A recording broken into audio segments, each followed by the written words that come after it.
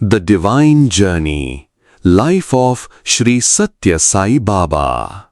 About Satya Sai Baba. Born in 1926 in Puttaparthi, India, Shri Sathya Sai Baba, originally named Satya Narayana Raju, was a spiritual leader and philanthropist. At 14, he announced he was the reincarnation of Shirdi Sai Baba. His life's message was love all, serve all, and his teachings focused on 5 core human values: truth, right conduct, peace, love, and non-violence. He established a global organization that runs a network of free hospitals, educational institutions, and drinking water projects. His ashram, Prasanti Nilayam, became a place of pilgrimage for millions of his devotees worldwide. Let us dive into his life journey in details. Chapter 1. Birth of a Saint. The year was 1926. India was still under British rule. Villagers lived in simplicity, and ancient traditions of faith and folklore filled the hearts of people. In a small quiet hamlet called Puttaparthi, nestled on the banks of the Chitravati river in the Anantapur district of Andhra Pradesh, a child was born whose life would soon touch millions across the globe. On 23rd November 1926, a baby boy entered the household of Shri Pedda Venkama Raju and Srimati Iswaramma, a couple from a modest agrarian family. They were simple people of deep piety, little aware that their son would be regarded by many as a divine incarnation. The child was named Satya Narayana Raju, a name common in rural South India but destined to shine in uncommon ways. From the moment of his birth, stories of unusual signs began to surround the infant. The villagers recalled that on that very morning, drums and instruments lying idle in the home suddenly played by themselves. Snakes, usually feared as dangerous, were seen quietly resting near the baby's cradle as though standing guard. While some dismissed these as village exaggerations, others whispered that this boy was no ordinary child. A mother's dream. Iswaramma, his mother, was a gentle soul who had long prayed for a son who would bring light to their family. She often recalled dreams and visions she had experienced before the birth, where a divine light entered her home and blessed her womb. She would later confess that during her pregnancy she felt a strange calmness within, unlike anything she had known before. The baby himself radiated serenity. Unlike other infants, he rarely cried, and when he did, it was soft, almost like a melody. His large eyes sparkled with unusual depth, and his smile seemed to reassure those who looked at him.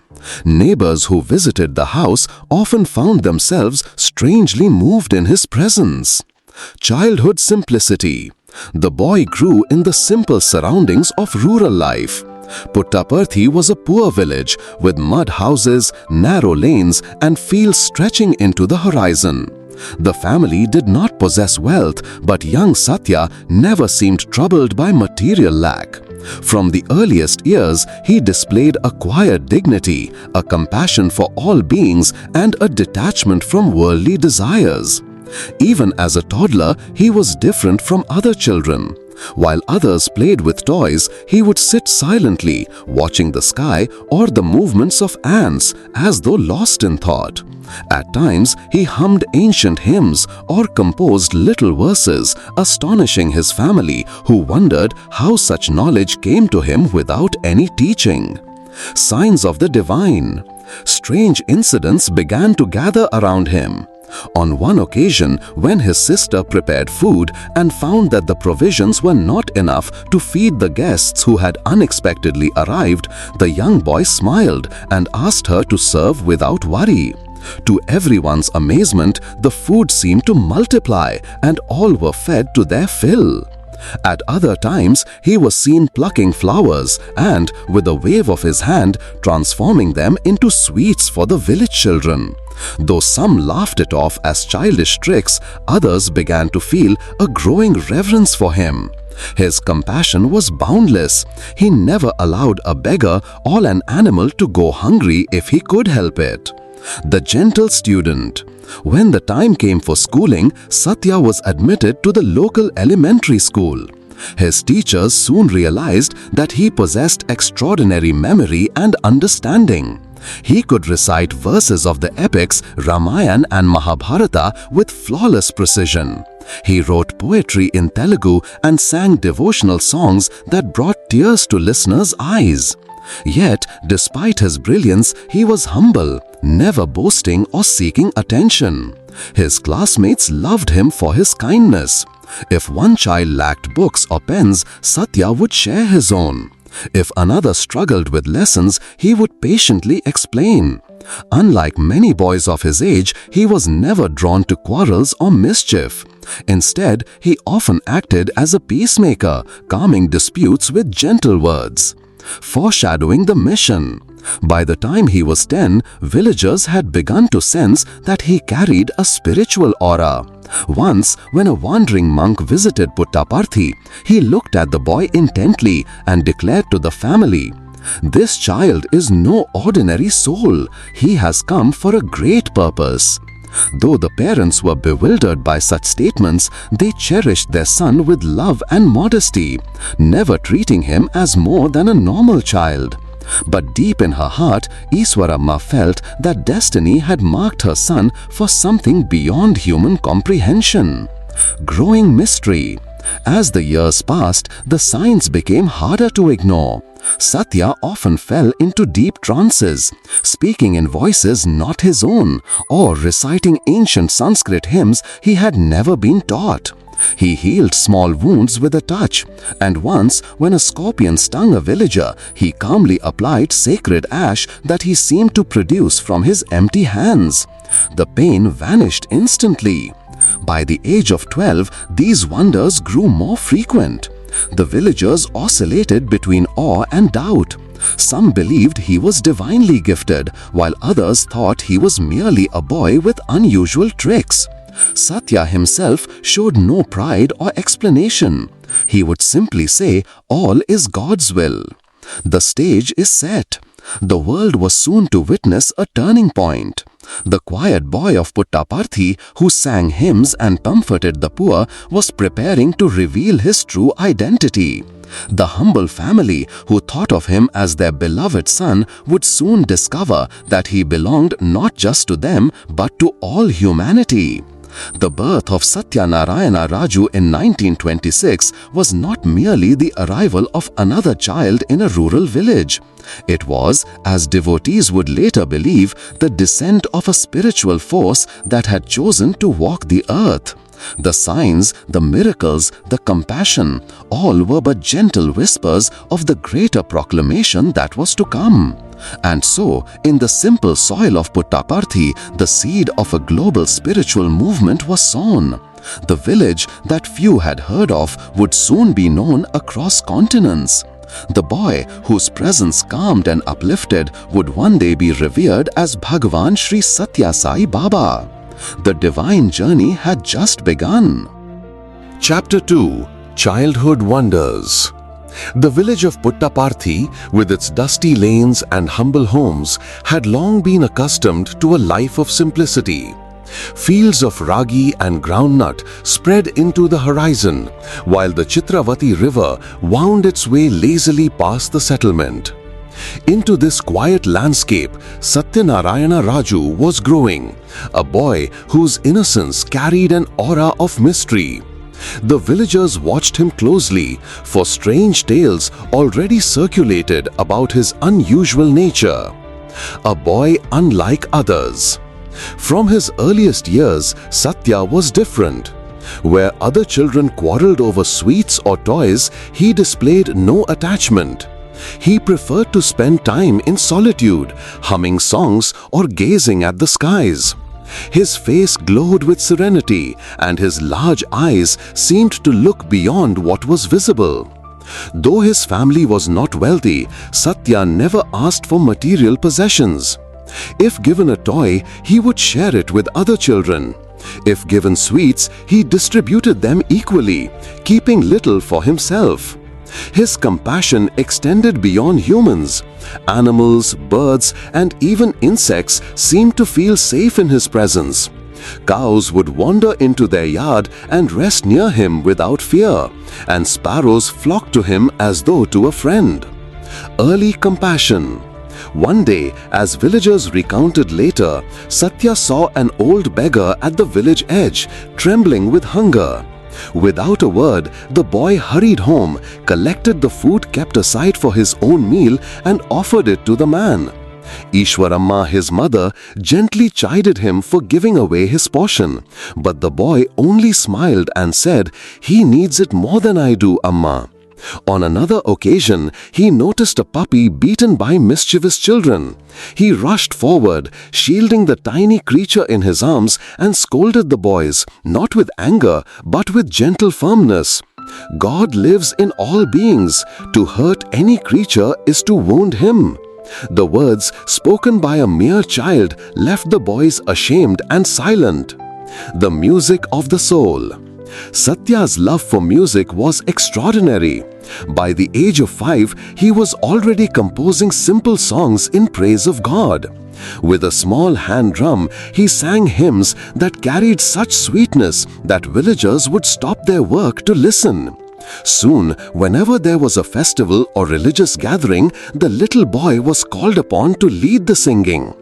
People marveled at how such a tender voice could express devotion with such maturity.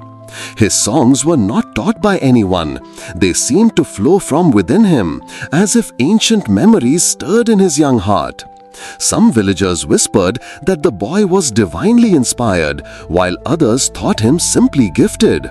But all agreed that his music carried a power that uplifted the spirit. The writer and poet. By the time he was 7, Satya's talents expanded to writing. He composed short verses in Telugu, his mother tongue, often centered on themes of truth, compassion, and the presence of God in all things. Teachers at school were astonished to find that he could produce poems filled with depth far beyond his years.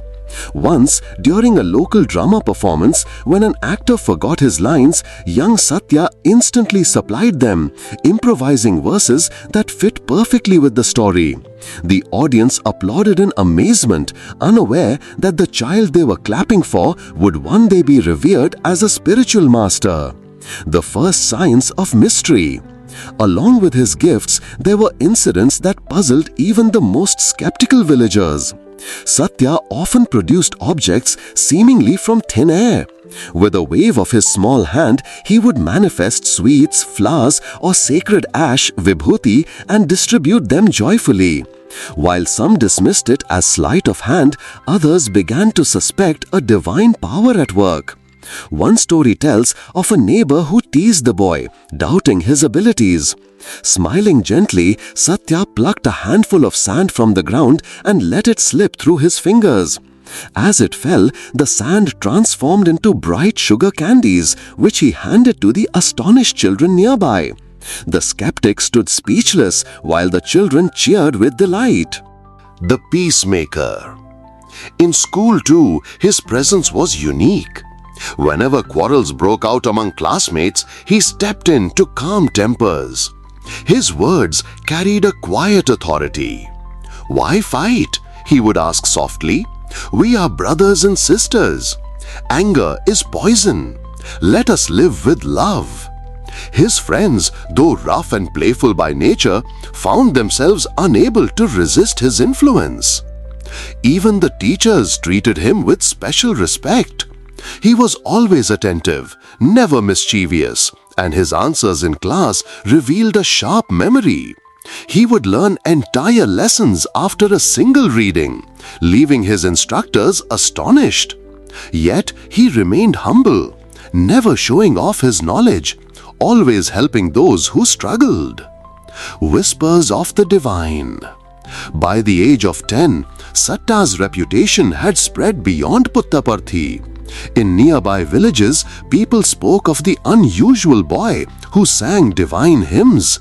healed small ailments, and spoke with wisdom far beyond his age.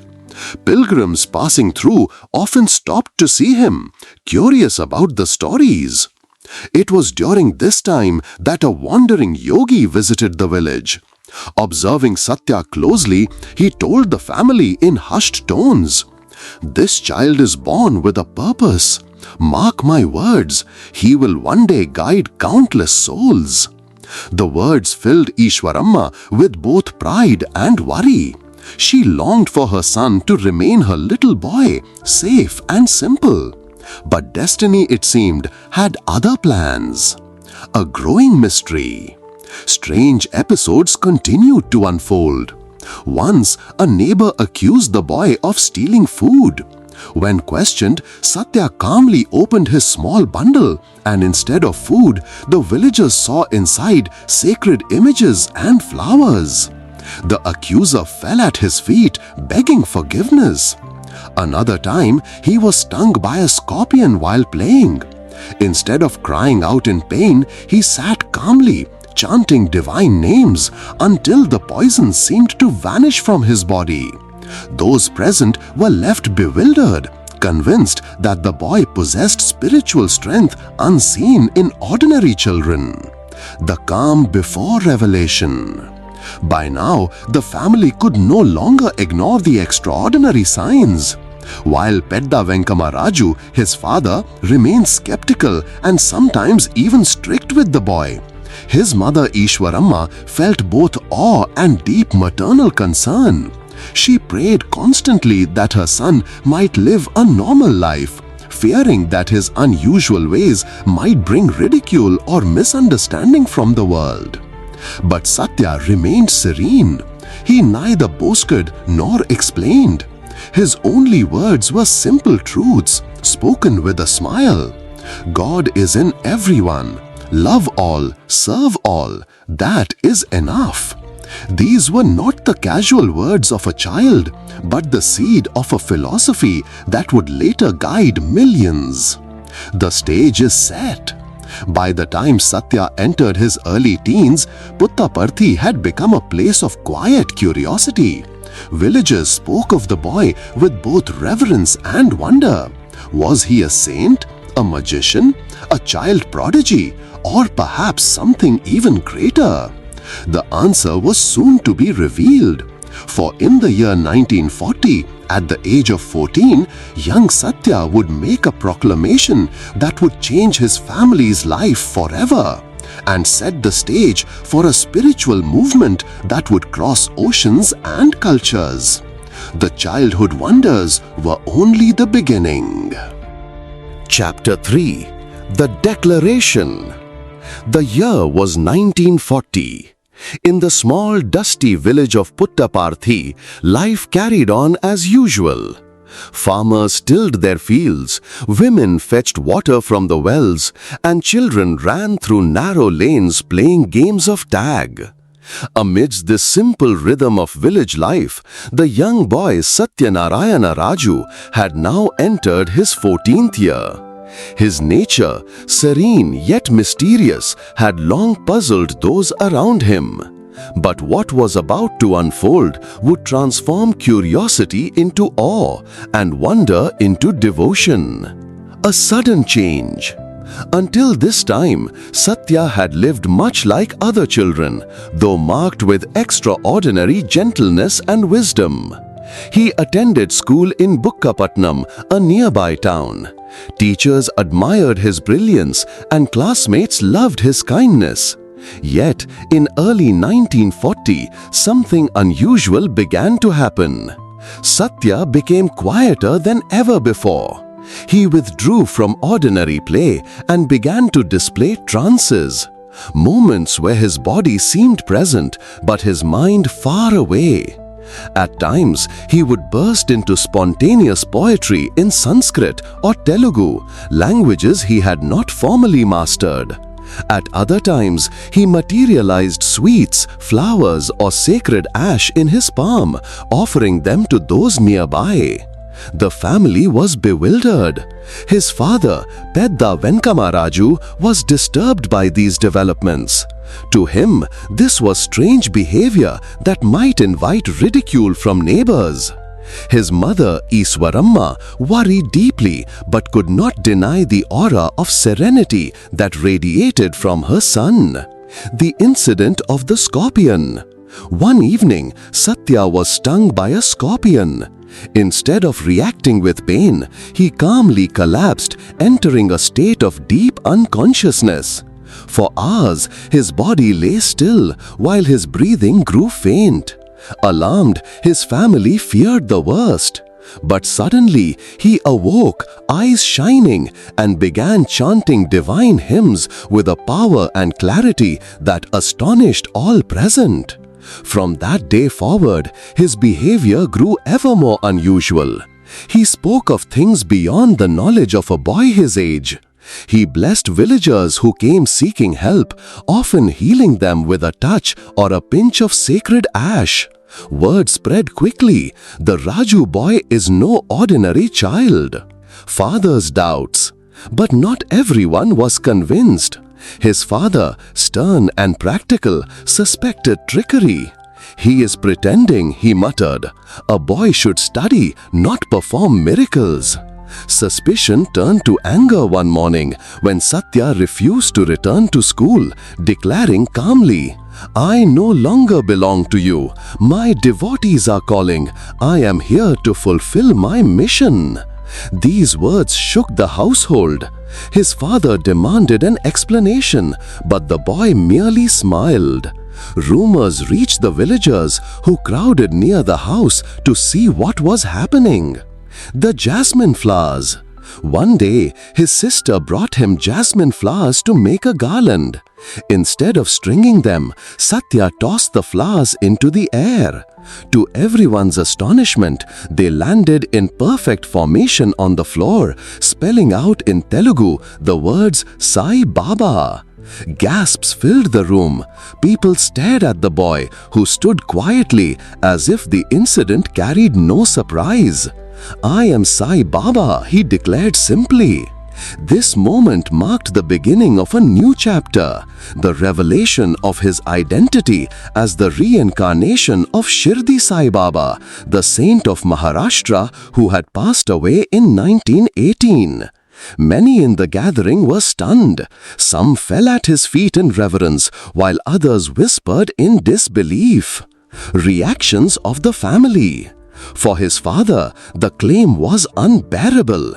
"Do not speak such nonsense," he shouted. "You are my son, not some saint." But the boy remained calm, unmoved by anger or doubt. His mother wept softly, torn between the love of a mother and the sense that her child was destined for something far greater than she could comprehend. Satya reassured her with gentle words. "Do not worry, Amma. You asked for me to be born in your home. I came in answer to your prayers. I belong to the whole world, not just to one family." The gathering at Subbamma's house. Soon after, Satya announced to the villagers, "My devotees are calling. Those who seek me should come." He was invited to the home of Subbamma, a devout lady of the village, who welcomed him with reverence. There, the boy sat upon a raised platform and began to sing bhajans, devotional songs, with a sweetness that moved all to tears. Villagers crowded into the courtyard, singing with him. Some felt a wave of peace descend upon them. Others claimed to see visions of divine light around the boy. Word spread rapidly. The Raju boy has declared himself Sai Baba. He is no ordinary child. He is divine. The first devotees. From that day, people began to gather daily to hear him sing and to receive his blessings. He materialized sacred ash, giving it to the sick, who often reported miraculous recoveries. The poor were fed, the sorrowful comforted, and the doubtful gradually softened by his compassion. Among the earliest to accept him was Subbamma herself, who became one of his staunchest devotees. offering her home for gatherings and feeding visitors who came to see him. Slowly, a small circle of faithful followers began to form, convinced that Satya was indeed the reincarnation of Shirdi Sai Baba. The father's test. Still unconvinced, his father decided to put the boy to a test. "If you are Sai Baba," he demanded, "show me proof." Satya agreed calmly. He asked his father to fetch flowers from the garden. When they were brought, he threw them upon the ground. Once again, they fell in perfect formation, spelling out in Telugu the name Sai Baba. The father was shaken to the core. Though still troubled, he could no longer deny the mystery before his eyes. The first miracle for the masses. Not long after, Satya was invited to a nearby village to bless a gathering. There, in front of a large crowd, he waved his hand and produced a shower of sacred ash. He then distributed it to all present, telling them, "This ash is a symbol of the impermanence of the body and the permanence of the spirit. Remember God always." The crowd was spellbound. Many fell at his feet, hailing him as a holy incarnation. Others returned home in silence, shaken by what they had witnessed. A new identity. Thus, at the age of 14, the boy of Puttaparthi ceased to be known as Satya Narayana Raju. From then on, he was Satya Sai Baba, the spiritual master who would carry forward the mission of Shirdi Sai Baba, but on a far greater scale. His declaration was not made with pride or drama, but with serene certainty. He did not demand worship. He asked only for love, faith, and selfless service. Yet, his words carried a magnetism that drew people from near and far. The dawn of a movement. This declaration marked the true beginning of a journey that would span 70 more years. A journey of miracles, teachings, and humanitarian works that touched every corner of the world. What began in the dusty lanes of Puttaparthi would soon grow into a global movement, with millions of devotees in every continent. For now, however, he was still a young boy, sitting on a rough mat in a villager's courtyard singing bhajans with a small band of followers. But even in that humble setting, the air vibrated with a sense of destiny. The villagers who gathered felt they were witnessing history in the making. The boy had spoken. The divine mission had begun. Chapter 4. Miracles and Teachings. The quiet village of Puttaparthi had never before witnessed such gatherings. What had begun as small bhajan sessions in Subbamma's courtyard was now drawing larger and larger crowds. Word spread quickly across neighboring villages. A young boy has declared himself to be Sai Baba. He performs miracles, heals the sick, and sings hymns that fill the heart with devotion. By the mid-1940s, devotees flocked to see Satya Sai Baba as he was now known. Yet, while miracles drew people to him, it was his words, gentle, profound, and universal, that bound them to him forever. The flow of miracles. From his teenage years, miracles flowed effortlessly from his hands. With a simple wave of the palm, he produced vibhuti, sacred ash, which he gave to devotees as a blessing. This ash, he explained, symbolized the impermanence of the physical body and the eternal nature of the soul. Devotees often applied it to wounds or illnesses, reporting remarkable cures. At times, he produced sweets for children, necklaces for women, or prayer beads for spiritual seekers. Once, a devotee desired a small idol of Lord Krishna for his worship. Baba smiled, waved his hand, and in an instant, a beautifully carved Krishna appeared in his palm, glistening as though freshly polished. But perhaps the most moving miracles were his healings. Villagers brought the sick, the lame, and the suffering to him. He touched some with compassion, others he blessed with vibhuti. Many walked away cured, their pain lifted. These stories spread far beyond Puttaparthi, drawing visitors from distant towns and cities. The healer of hearts. Yet Satya Sai Baba never claimed that his miracles were the essence of his mission. He often said, "These are my visiting cards. They draw people here, but once they come, I give them what I truly wish to give, the message of love, of service, of God." To him, the miracles were not displays of power, but signs of divine compassion. He emphasized that true transformation lay not in receiving a material gift, but in cultivating virtues of truth, righteousness, peace, love, and non-violence.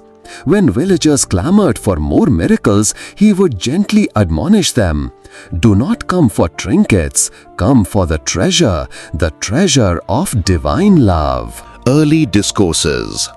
By the late 1940s, Baba began giving discourses, spiritual talks that revealed astonishing depth.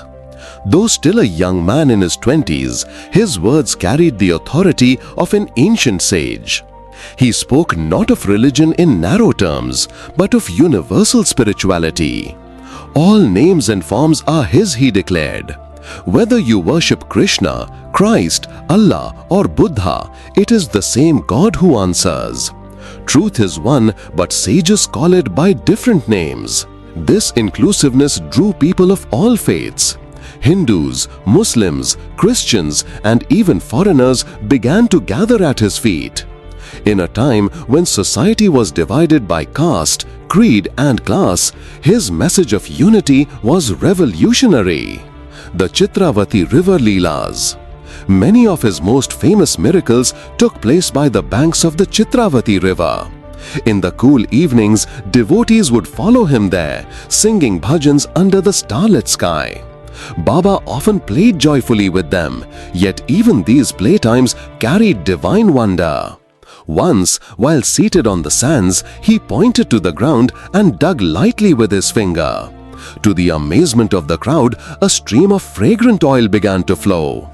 Another time, he waved his hand and drew forth images of gods and goddesses from the sand, each perfectly formed, as though carved by master craftsmen. On one memorable night, he lifted his hand towards the sky and the moon seemed to draw nearer. He pointed out that his form could be seen reflected within the moon's orb. The devotees gasped, many falling to their knees in awe. These incidents became legendary, convincing thousands that he was no ordinary saint but a divine incarnation. The power of love. Yet beyond all these wonders, it was his love that transformed lives. Baba treated every visitor, rich or poor, educated or illiterate, with the same kindness. To children, he was a playful friend. To elders, a wise guide. To the sick and sorrowful, a comforting healer. He often said, "Love all, serve all, help ever, hurt never. This is my message." It was not merely a slogan, but a way of life he demonstrated daily. He ate simple food, lived in modest surroundings, and spent hours listening to the troubles of devotees, offering solace with infinite patience. A universal teacher.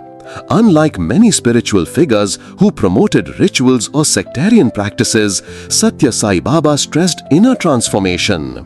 He taught that one should practice their own religion sincerely rather than convert to another. Be a better Hindu, a better Christian, a better Muslim, a better Buddha, he said.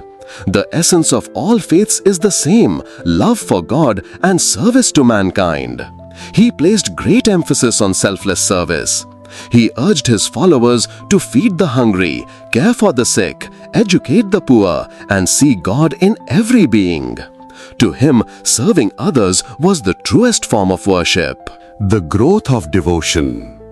By the 1950s, devotees began building a small ashram around him, which he named Prasanti Nilayam, the abode of supreme peace. This became the hub of his spiritual mission, drawing seekers from across India and eventually the world. Each day, the crowds grew. Some came for healing, others for answers to life's mysteries. Many came simply to bask in the peace of his presence. Few left unchanged. The essence of his message. Though miracles astonished the masses, Baba consistently reminded them, "My life is my message." He urged people to live truthfully, to control desires, to practice compassion, and to dedicate their lives to the welfare of others. He taught that every human being was divine at their core, and that the purpose of life was to realize this truth.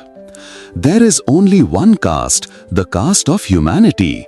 There is only one religion, the religion of love. There is only one language, the language of the heart. There is only one God, and He is omnipresent. These words became the guiding light for millions. Beyond miracles. As the years passed, Satya Sai Baba's fame spread far and wide. Newspapers wrote of him, skeptics debated him, devotees adored him. But to those who sat at his feet, the true miracle was not the materialization of objects, but the transformation of hearts. Men who once lived selfishly turned to service. Women burdened with sorrow found strength. Children learned values of truth and compassion. It was in this quiet inner change that Baba saw the real fruit of his mission. The miracles continued, but they were no longer the focus. They were but blossoms on the vast tree of his teachings, teachings that emphasized simplicity, purity, and love. And so, from a humble village boy, Satya Sai Baba had now become a spiritual teacher whose words echoed across India. The next stage of his journey was about to begin, the building of a movement, a mission rooted not in ritual or dogma, but in love and service. Audible. Chapter 5. Building a Movement. The miracles and teachings of Satya Sai Baba had already begun to stir hearts far beyond the little village of Puttaparthi. By the early 1950s, the once quiet hamlet, dusty and remote, was becoming a destination for pilgrims. Farmers, villagers, city dwellers, and even officials traveled to see the young saint. Some came out of curiosity, others with problems seeking solutions, and many simply drawn by an inner call they could not explain. What they found in Puttaparthi was not just a miracle worker, but a teacher of love, peace, and service. And soon, these teachings would take root in powerful ways, not only in words, but in great institutions of education, health, and social welfare. Prasanti Nilayam, the abode of peace. By 1950, the growing stream of visitors made it clear that Baba's presence needed a permanent space. Until then, gatherings were held in Subbamma's courtyard or in makeshift shelters. But Baba envisioned something greater, a center that would radiate peace to all who entered. Thus began the construction of Prasanti Nilayam, meaning the abode of supreme peace. With the tireless devotion of villagers and followers, the ashram rose from the soil of Puttaparthi. On 23rd November 1950, the Mandir temple was inaugurated on his 24th birthday. It was a simple structure, yet it carried an atmosphere of deep serenity. Devotees flocked from across India, finding in Prasanti Nilayam not only a place of worship but a sanctuary of the spirit. Over time, it would grow into a vast complex with temples, dormitories, auditoriums, and later educational and medical institutions. But even in its humble beginnings, it was the heart of Baba's mission. The 5 human values. From the very start, Satya Sai Baba laid the foundation of his movement not on miracles but on human values. He emphasized 5 principles as the essence of a spiritual life. Satya, truth. dharma, right conduct, shanti, peace, prema, love, and ahimsa, non-violence. These values, he said, were not religious dogmas, but universal truths that could guide any human being regardless of faith or culture. They were to be practiced not just in temples, but in daily life, at home, in school, in work, and in society. Service as worship. Unlike saints who retreated into caves or forests, Baba placed extraordinary emphasis on service to humanity. Hands that serve are holier than lips that pray, he often declared. He urged his devotees to feed the hungry, provide education for the poor, and care for the sick. To him, selfless service was the truest expression of devotion. He reminded people that God could be seen in every human being, and that by serving others, one was in fact serving God himself. This call to service began shaping the activities of his devotees. Small groups organized food distribution, medical camps, and educational assistance in their own villages and towns. These early efforts laid the foundation for what would later become the Satya Sai Seva organizations, spreading across India and eventually the world. The Satya Sai educational institutions. Baba firmly believed that education was the key to shaping good human beings. But education, he emphasized, must not merely produce clever minds, it must nurture good hearts. Thus, in 1968, he established the first of his educational institutions, combining modern academic excellence with spiritual values. Schools and colleges sprang up under his guidance, where students received not only knowledge of science and literature, but also training in character, discipline, and service. He described his vision as educare, education that draws out the inner divinity within each child. Students were encouraged to practice humility, honesty, and compassion alongside their academic pursuits. Over the years, these institutions grew into a world-class university system, later known as the Shri Sathya Sai Institute of Higher Learning, recognized for its academic standards and value-based education. The miracle of hospitals. Healthcare was another area where Baba's compassion took practical form. He often said, "No one should suffer for want of medical care." To him, true spirituality meant alleviating the pain of others.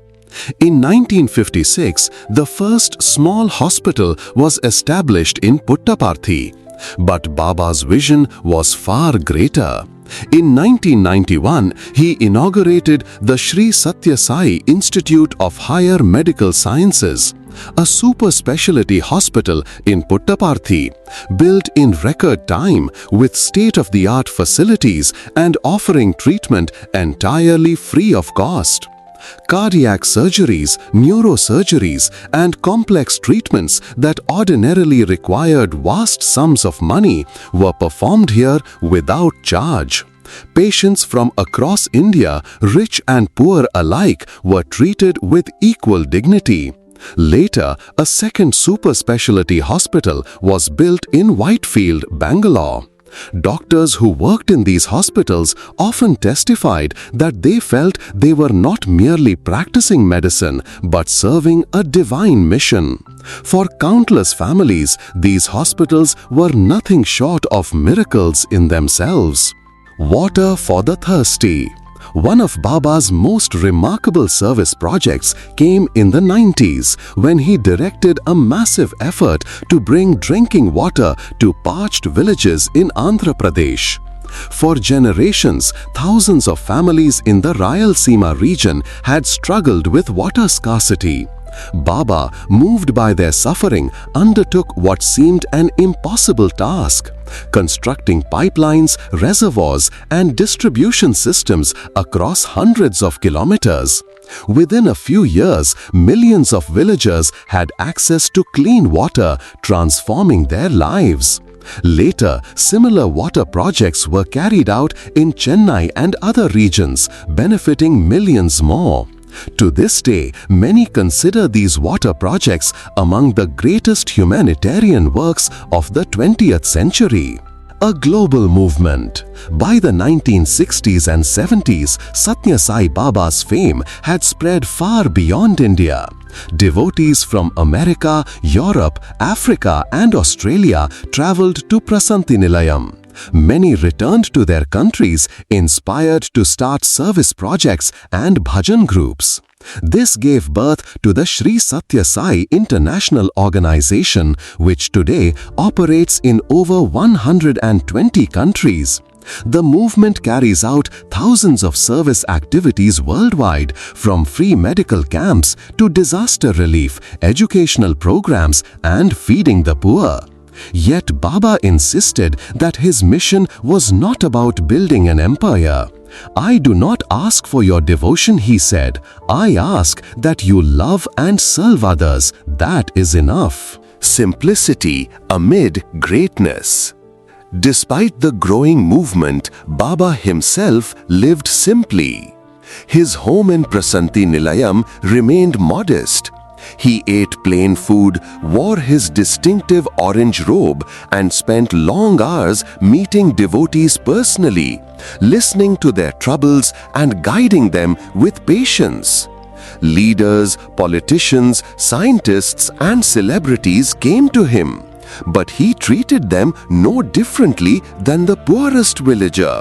To all, he gave the same message: see God in everyone, live in love, serve with humility. The blossoming of a mission. By the 1980s, what had begun with a handful of villagers had become a worldwide phenomenon. Schools, universities, hospitals, water projects, and countless service activities bore his name. Not as monuments to himself, but as testaments to his teaching that love must express itself in action.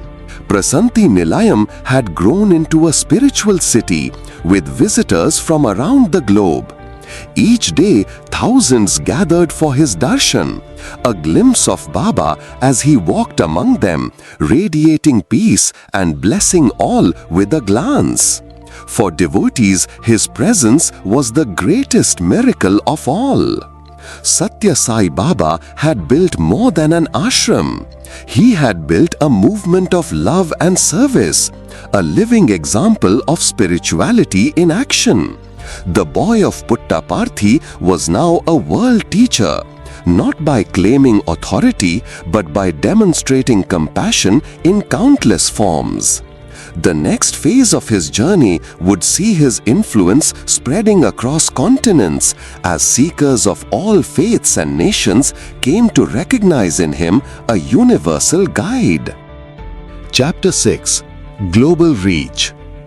By the mid-20th century, the winds of change had begun to carry Satya Sai Baba's name far beyond the red soil of Puttaparthi.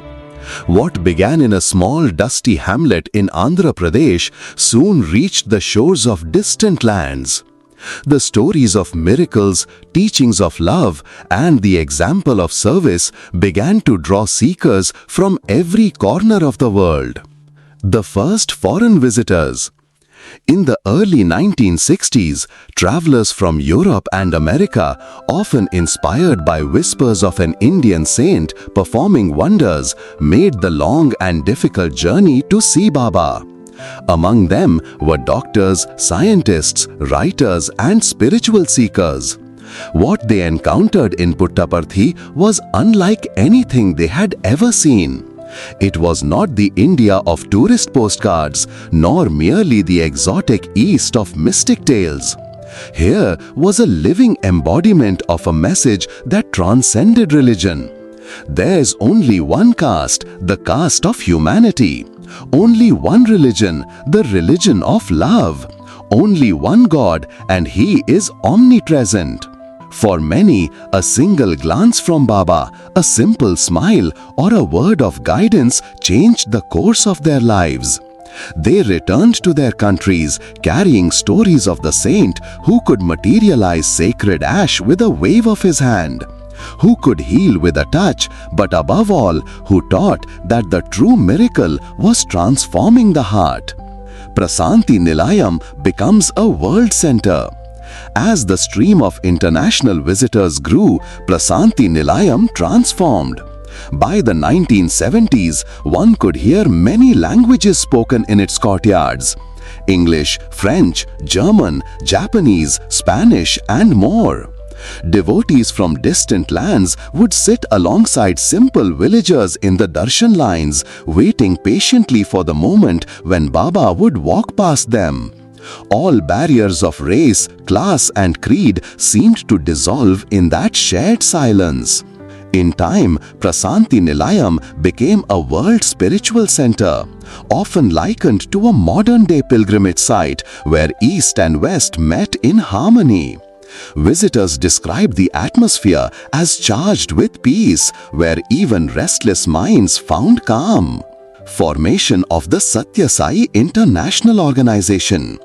The growing number of devotees abroad soon gave shape to organized groups dedicated to living and spreading Baba's teachings. In the late 1960s and 70s, the Satya Sai organization was formally established, first in India and then across other nations. The purpose was not conversion or proselytizing, but practice of Baba's values through service and devotion. Local centers held regular bhajans, devotional songs, study circles, and community service projects. The guiding principle was love all, serve all. By the 1980s, Satya Sai centers existed in dozens of countries. Today, the organization is present in more than 120 nations, carrying out humanitarian projects ranging from feeding the poor to disaster relief and medical camps. Visits from leaders and luminaries. Satya Sai Baba's reputation also drew world leaders, politicians, and renowned personalities to Puttaparthi. Presidents, prime ministers, judges, industrialists, and scholars came, some openly, others quietly, seeking his blessing or advice. Indira Gandhi, former Prime Minister of India, visited him. Leaders from Africa and the Middle East sought his guidance. International dignitaries, including kings and queens, found their way to Prasanthi Nilayam. Yet, Baba received them no differently from the humblest devotee. To him, status and wealth were of little consequence. He often reminded such visitors, "All are equal before God. What matters is purity of heart." Transformation stories abroad. In many parts of the world, individuals profoundly touched by Baba's message began remarkable works of service. In the United States, Sai centers organized free medical clinics and food drives. In Africa, devotees started schools for underprivileged children.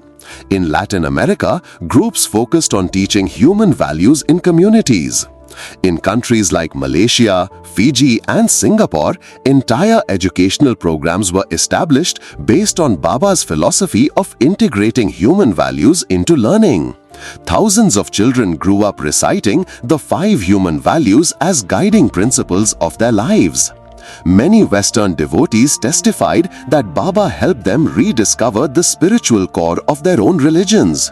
Christians, Muslims, Jews, Buddhists, and Hindus all sat together in Prasanthi Nilayam, discovering a unity of faiths that they had never imagined possible. World Conferences. In 1968, Baba inaugurated the first World Conference of the Satya Sai organization in Bombay, now Mumbai. Devotees from across the globe gathered to discuss how best to live and spread his message of love and service. Subsequent world conferences in later decades drew even larger crowds, with participants from every continent. These events were not about pomp or display, but about reaffirming the commitment to service, devotion, and self-transformation. At one such conference, Baba declared, "My life is my message. You too must make your lives a message to the world, a message of truth, right conduct, peace, love, and non-violence." Media attention and skepticism. As Baba's fame spread, so did scrutiny.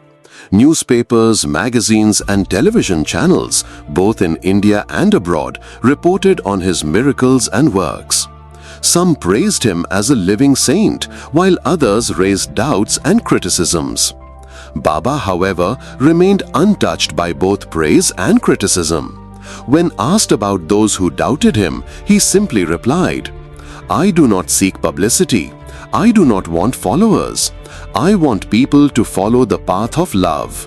Those who doubt will learn in time." Despite skepticism, the steady growth of his service projects and the transformative impact on millions of lives spoke louder than words. A universal message. What made Satya Sai Baba's appeal so global was the universality of his message. He did not ask anyone to change their religion. Instead, he urged them to be better Christians, better Muslims, better Hindus, better Buddhists, better Jews, to live the essence of their faiths with sincerity. He often said, "Let the different faiths exist, let them flourish, but they should not fight each other.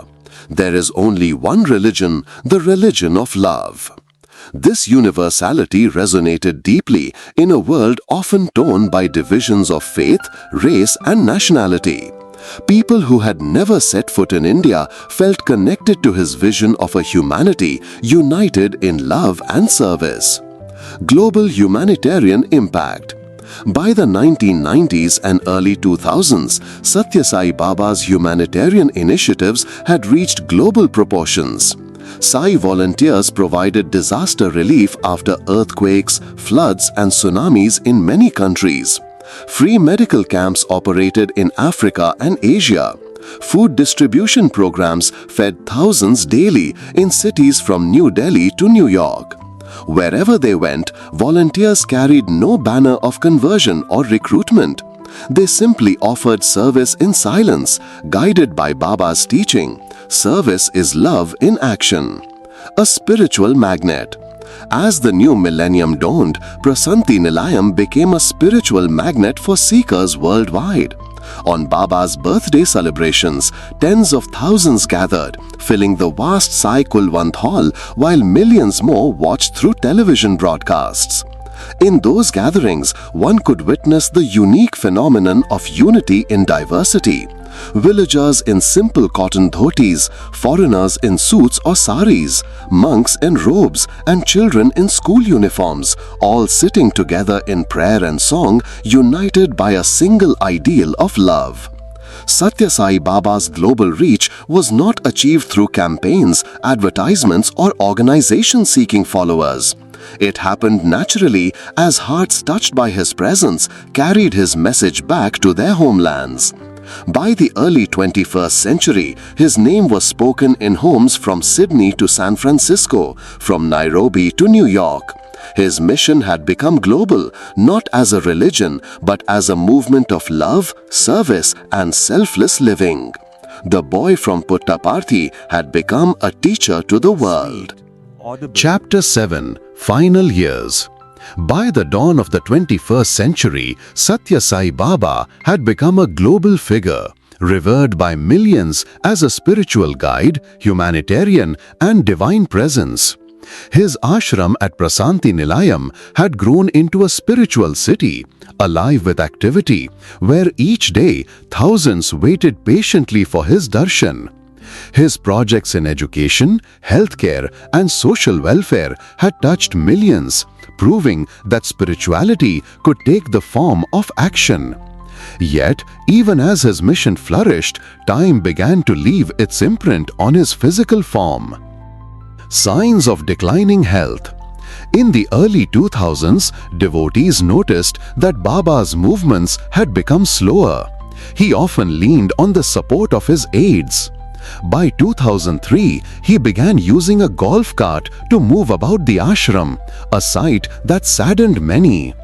In 2005, he underwent hip surgery after a fracture, which left him mostly confined to a wheelchair. But though the body grew frail, the radiance of his presence remained undiminished. Devotees often remarked that his eyes still shone with the same brilliance. His smile still carried the same warmth, and his words continued to penetrate hearts with power. This body is a garment, he reminded followers. It may wither, but the spirit within is eternal. Continuing the mission, even in his wheelchair, Baba continued to give darshan daily. Each morning and evening, he would emerge from his residence, moving slowly among the crowds. Devotees stretched out their hands, yearning for a glance, a smile, or the wave of his hand. He still gave discourses, though shorter than in earlier decades. His voice, though softer, carried the same authority. In his final years, his messages often emphasized the urgency of practicing love and service while there was still time. Do not waste your life, he would say. Engage in good deeds, serve the needy, fill your heart with love. The 85th birthday celebrations. In November 2010, Prasanthi Nilayam witnessed one of its grandest gatherings, the celebration of Satya Sai Baba's 85th birthday. Tens of thousands of devotees from around the world filled the ashram. Dignitaries, artists, and leaders came to pay homage. Cultural programs, bhajans, and service activities were organized on a massive scale. Baba, now very frail, was wheeled onto the stage. Yet, when he raised his hand in blessing, the crowd erupted in devotion. Many felt a bittersweet mix of joy and sorrow. Joy to witness such a historic moment, sorrow at the sight of his declining health.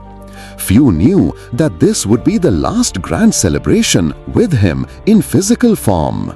Hospitalization and final days. In March 2011, Baba's health took a serious turn. On 28th March 2011, he was admitted to the Shri Sathya Sai Institute of Higher Medical Sciences in Puttaparthi, the very hospital he had built for the service of humanity. Doctors revealed that he was suffering from multiple organ complications. He was placed on life support. For nearly a month, devotees across India and the world held vigils, praying fervently for his recovery. Villagers lit lamps every night, and in many cities, bhajans were sung continuously in his name. Leaders of the nation, including the Prime Minister and President of India, expressed their concern and sent messages of prayer. News channels reported on his condition daily. The eyes of millions remained fixed on Puttaparthi. Despite the best efforts of doctors, Baba's body grew weaker. On 24th April 2011, at 7:40 am, Satya Sai Baba left his mortal form. He was 84 years old. A nation in mourning. The news of his passing spread like wildfire. India went into mourning. Thousands rushed to Puttaparthi, and within hours, the small town was overwhelmed with devotees seeking a final glimpse of their beloved Swami. His body was laid in state in the Sai Kulwant Hall.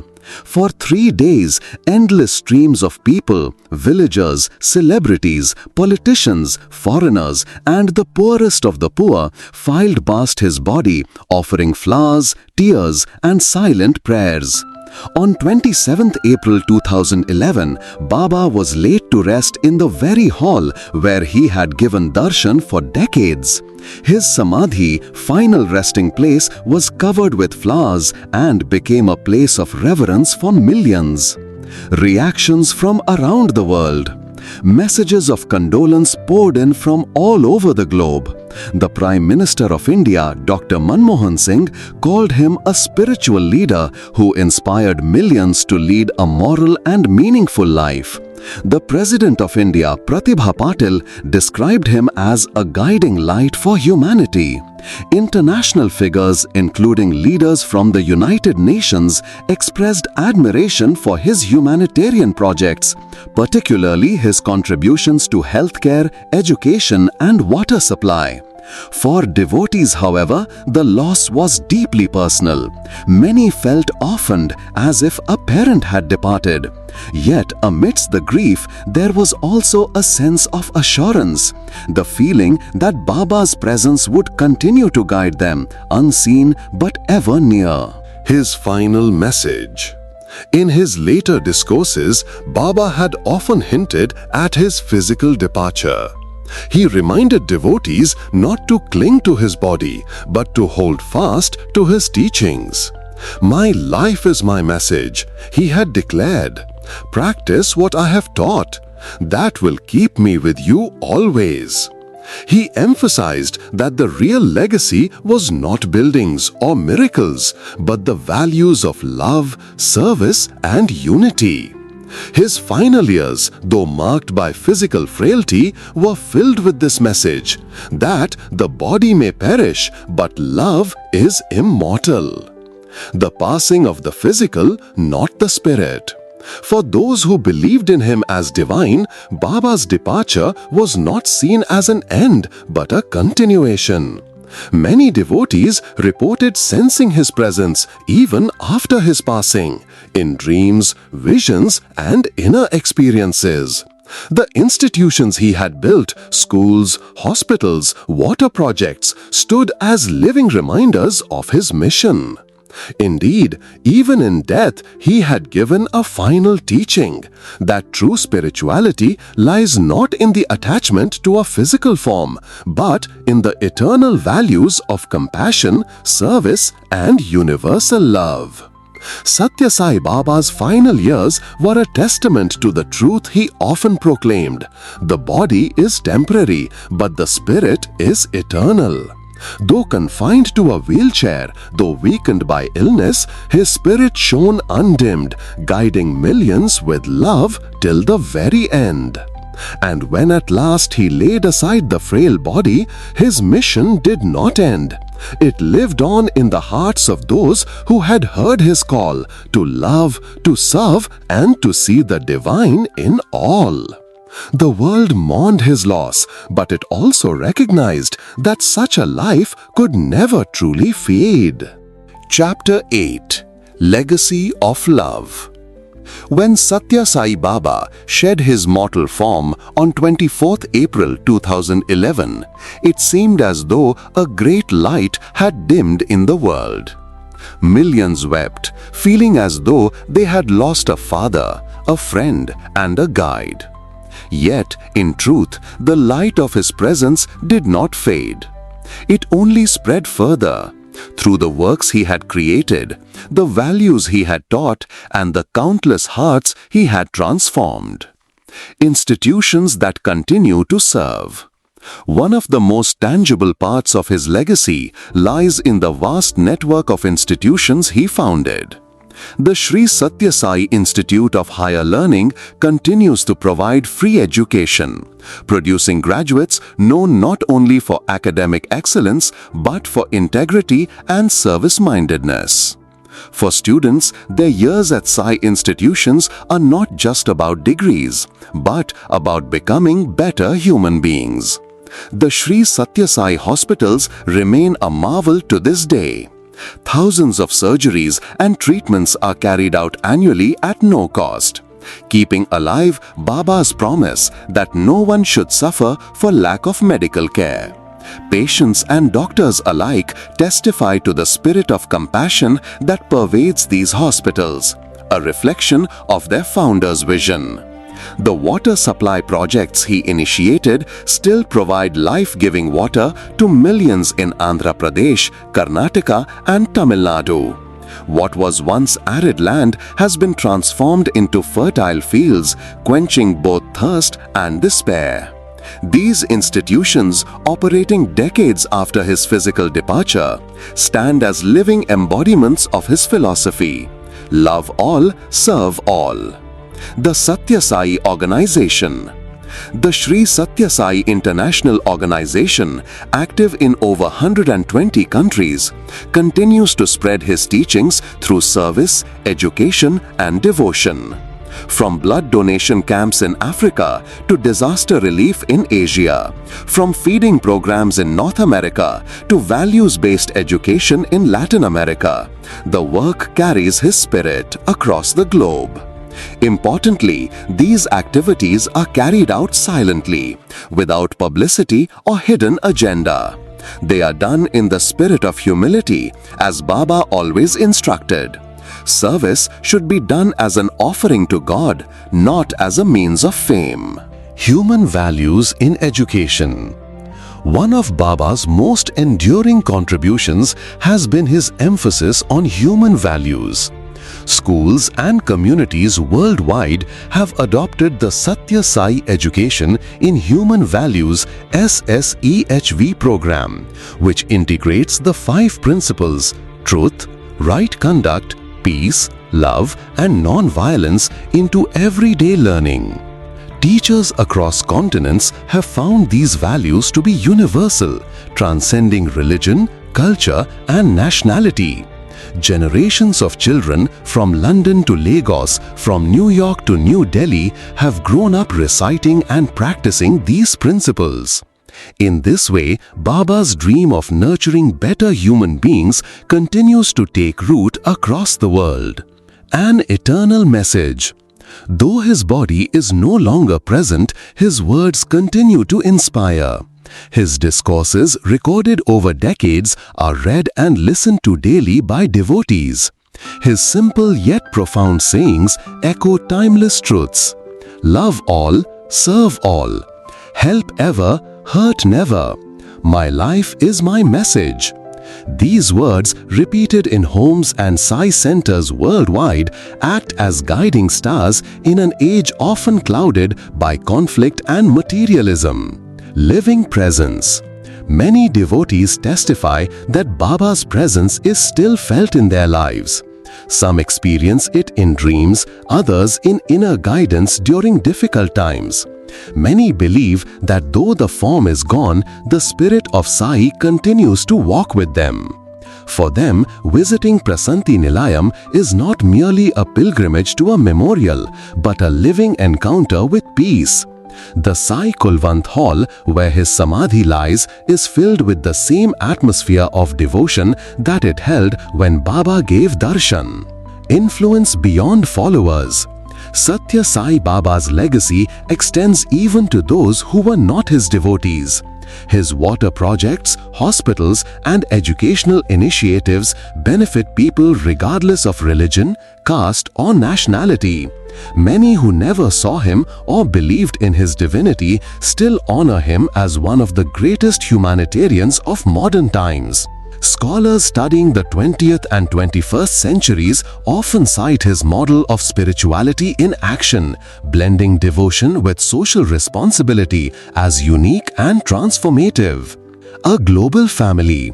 Perhaps the most remarkable part of his legacy is the sense of global family he created. Today, Sai devotees in every country sing the same bhajans, share the same values, and engage in similar acts of service. In a divided world, his movement stands as a rare example of unity across borders. Whether in a small village in India or a bustling city in Europe, one can find groups of people gathering in his name, bound not by creed but by love. The eternal Sai.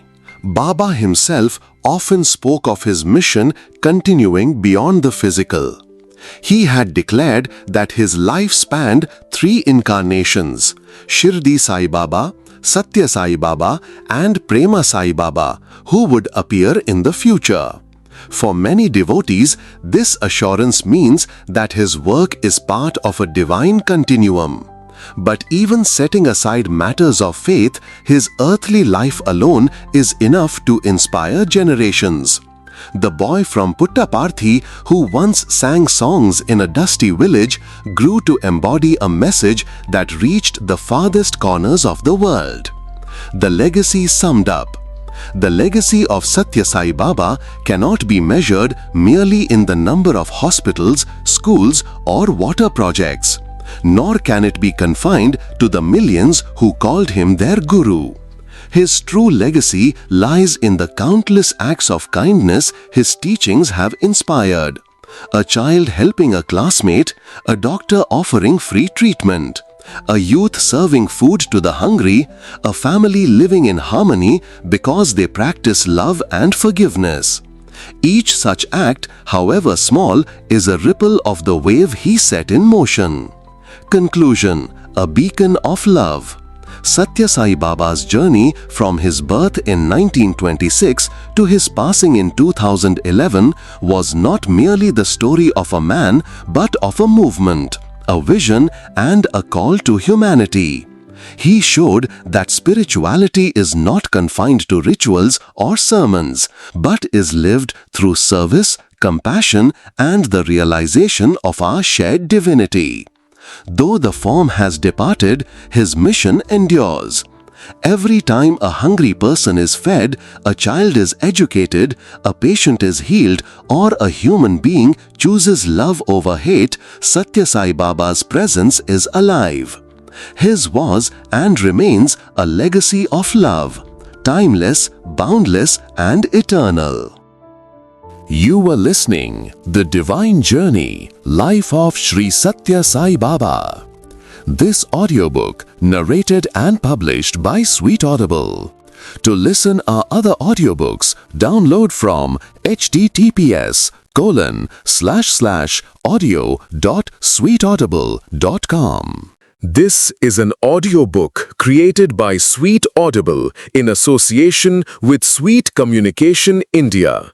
If you want to convert your textbook into an attractive audiobook, connect us now. Send your text and get your free demo audiobook today.